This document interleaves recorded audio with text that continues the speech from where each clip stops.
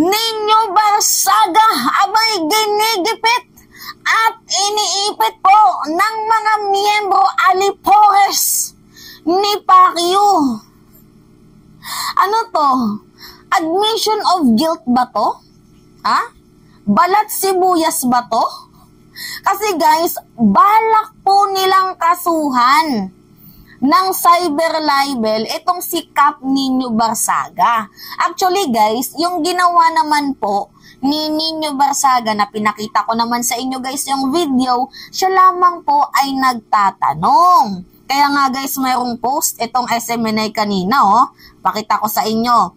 Sabi dito, these individuals featured in a video by vloggers Nino Barsaga claiming they were paid of promised payment are not affiliated with the rally group supporting Pastor Kibuloy. The shirts they wore over their own are replica. So yung palusot pa nga nila guys, imagine na, acceptable reason ba na nagpa-print daw po sila ng sarili nilang damit para sirain itong si Pacquiao?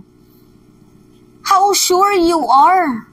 'Di ba? Imagine wala na aabutan yan guys ng araw yung pagprinting na yan. At saka wala naman silang copy ng ganitong design ng damit ni Pacquiao. Tapos malalaman na nagprint daw po sila ng sarili nilang damit para po sirain itong si Pacquiao. Tapos ngayon malalaman natin na itong si Nino Barsaga by iniipit at ginigipit nila, balak po nilang kasuhan ng cyber libel. So kitang-kita nyo naman po guys, 'di ba sa video na itong si Nino Barsaga in-interview niya lang po itong mga nandoon sa prayer rally na naganap kuno para ipagtanggol, ipaglaban ang karapatan ni Pacquiao na mabuting tao daw po itong si Pastor Mo Apollo Kibuloy. So yun na nga po guys, pumunta doon si Nino kasi buti na nga lang mayroon tayong reporter, 'di ba? Na pumunta siya doon, in-interview niya kung totoong may binayaran ba or wala. And then yung mga taong nagsalita dyan, ang iba pinangakuan ng 1,000, 1,500, 3,000. Tapos ang iba binigyan lang ng 50, ang iba 300 pesos, tapos ang iba pang chicha lang. Umamin po yung mga pumunta dyan, bakit hindi po yung mga nagsalita yung kasuhan ninyo? At bakit itong si Nino Barsaga ang gigil na gigil kayo? 'Di ba? Sa totoong istorya nga, kayo nga itong dapat mararapat na kasuhan kasi yung ginagawa nyo, panggigipit sa gobyerno. 'Di ba? Sobra-sobrang pagpapakalap ng fake news para dito sa ating gobyerno. Tinitira nyo ang administrasyon, 'di ba? Pinapabagsak nyo ang administration na dapat kayo nga sa totoo sinang dapat kasuhan eh. Tapos ngayon na nagsalita lang yung mga taong yan na in-interview ni Nino Barsaga, galit na galit kayo. Balat sibuyas yarn. Anyway, ito yung guys, yung news na nabalitaan ko. Pakinggan nyo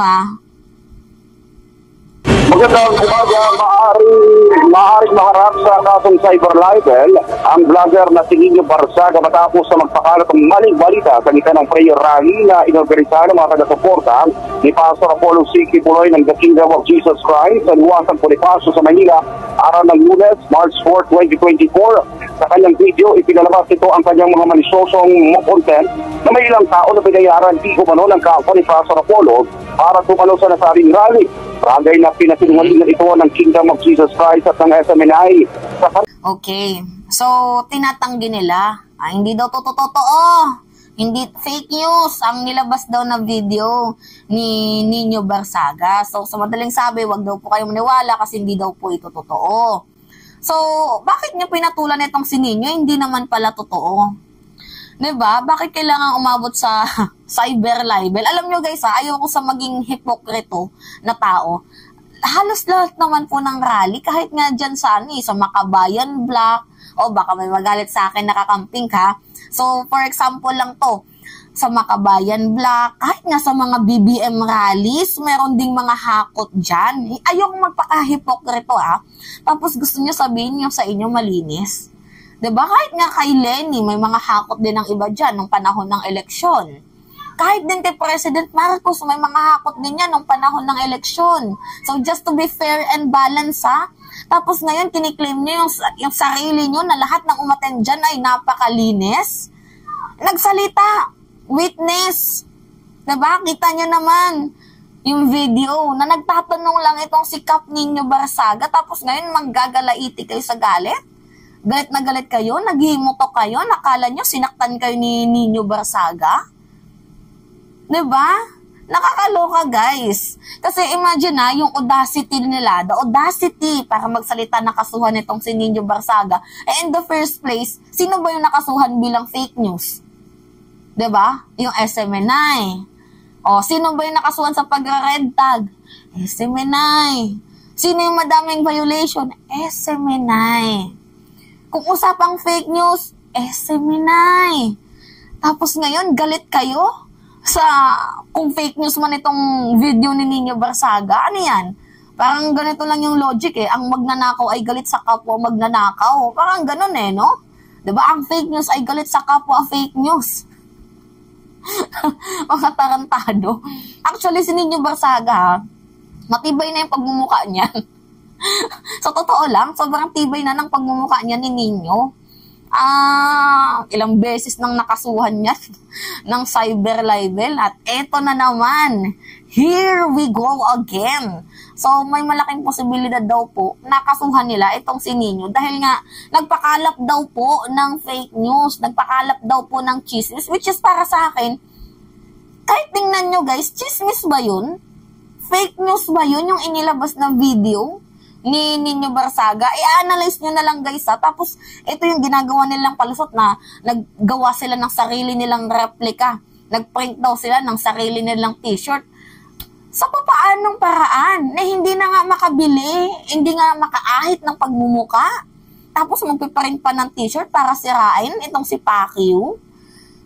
Diba, imagine guys ha, imagine na lang yung kanilang yung kanilang palusot, yung kanilang argument. Hindi maganda. Sa totoo lang, nagpapalusot sila pero hindi naman kalusot-lusot. Hindi ko naman sa dinidegrade ang SMNI ha, pero sa totoo lang kung magpalusot kayo, sana galingan naman ninyo. Ano yung sabi? Nagprint sila ng sarili nilang replika na hindi na nga makaahit ng pagmumuka nila. Hindi nga 100 pesos, 50 tinatanggap na lang nila kahit yung istorya 1,000 to 2,000 pesos, tinanggap na lang nila kahit yung iba panchicha lang. Tapos magpiprint pa sila ng sarili nilang t-shirt, tapos kuhang-kuha pa yung picture ng klase ng damit na ginamit sa prayer rally dito kay Pacquiao sa Liwasang Bonifacio. Diba? Parang pinapalaki lang ninyo ang issue or else you are admitting na talagang totoong may bayaran. Admittance of guilt ba yan? Or sadyang balat sibuyas lang kayo? Nakakaloka. Anyway guys, yun lamang ho. At it's me again, si Mima Alicia nyo. At nagbabalik ulit para sa ating panibagong video.